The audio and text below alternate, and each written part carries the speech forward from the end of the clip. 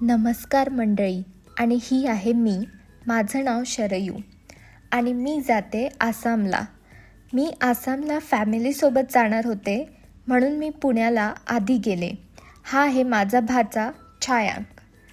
आमची पुण्याहून रात्रीची फ्लाईट होती, पुणे टू गुवाहाटी. त्यासाठी आम्ही पुणे एअरपोर्टला गेलो, चेक इन केलं आणि तिथे निवांत बसलो. सकाळी अर्ली मॉर्निंग गुवाहाटी एअरपोर्टला पोचलो. त्याचं हे छान दृश्य. त्यानंतर लगेच आमची दुपारी गुवाहाटीवरून दिब्रुगडची फ्लाईट होती. फ्लाईट डिले झालेली.